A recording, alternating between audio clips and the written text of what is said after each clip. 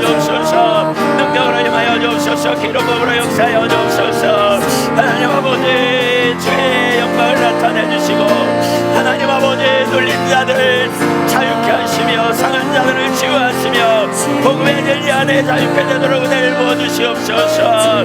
우리 주님의 놀라운 사랑과 은혜 아래 흔들림 받게 하시고 한 사람한테 회복되고 치유된 놀라운 역사 있게 하여 주옵소서. 무엇보다 이 땅의 교회들을 하나님 돌아보시옵소서. 교회들을 세우시옵소서. 주의 백성들을 세우시옵소서.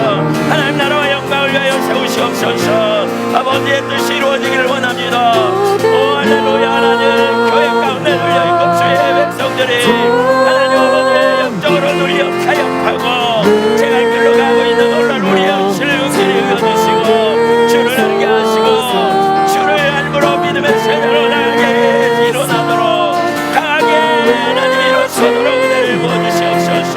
오 하나님 능력으로 임하여 주옵소서. 오 하나님 능력으로 임하여 주옵소서. 기름으로 임하여 주옵소서. 아버지 영광을 위하여 역사하여 주옵소서. 우리 하나님 아버지 주를 알므로 사모하오니 하나님 하나씩 그 길을 이루어 주시옵소서. 할렐루야. 바바바야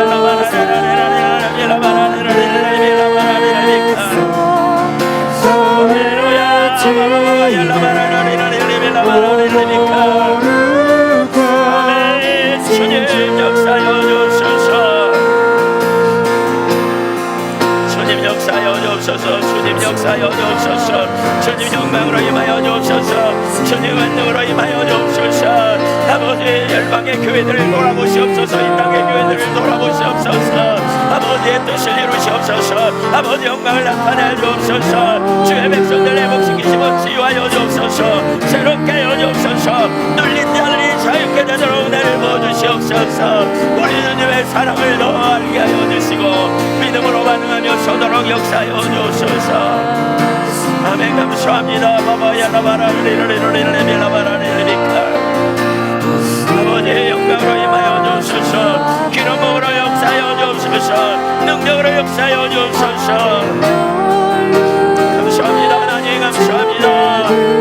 오 하나님 감사합니다. 영광 받아주시옵소서. 아멘. 주님 감사합니다. 바바바바 얄라바라라라라라라리비카. 아멘.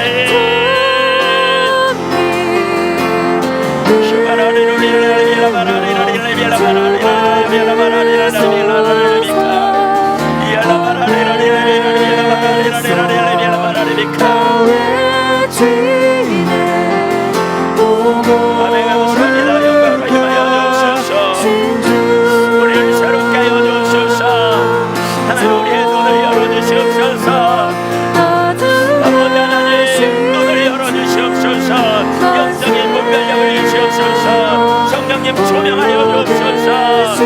말씀의 실제가 깨달아지게 하시고 모든 주의 백성들의 믿음으로 하나님 경외함으로 나가도록 은혜를 더하여 주옵소서. 아버지 약한 자들을 흔들어 주시옵소서. 상한 자들의 심령을 치유하여 주옵소서. 뚫린 자를 자유케 하시옵소서. 주를 알지 못하고 이론에 머물러 있는 자들에게 진리의 말씀을 알게 하시고 실제가 되도록 은혜를 부어주시며 하나님께 영광 돌리고 삶으로 일어서도록 역사하여 주옵소서. 우리 주님 영광으로 임하여 주옵소서. 아버지 능력으로 기름 부어주시옵소서. 하나님 교회 가운데 그런 은혜를 부어주시옵소서. 하나님 주의 자녀들을 회복시키시옵소서. 이스라엘의 하나님 내 나라와 영광을 위하여 아버지의 놀랍게 회복되고 치유되며 새로워지도록 하나님 역사하여 주옵소서. 할렐루야 바바바 yar라바라리라 아멘. 할렐루야 바바바 yar라바라리라 우리에게 영원한 생명을 주시는 우리 하나님 감사합니다. 하나님 감사합니다.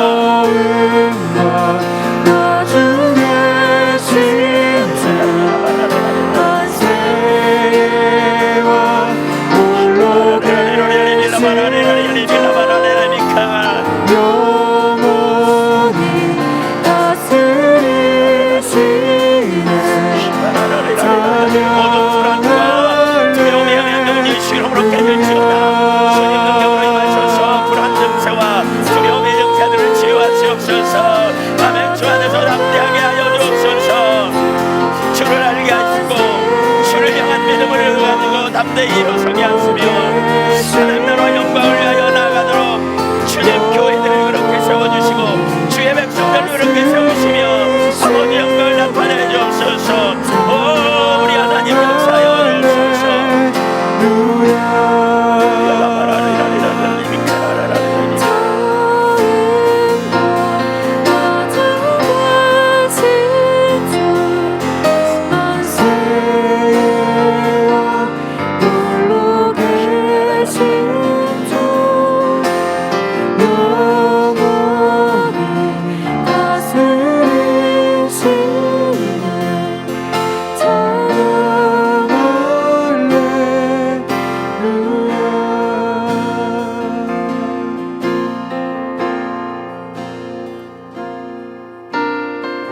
월요일 날은 기도회로 모이지 않겠습니다. 월요일 저녁은 화요일부터 모이도록 하겠습니다. 기도하시다가 자연스럽게 마치도록 하겠습니다.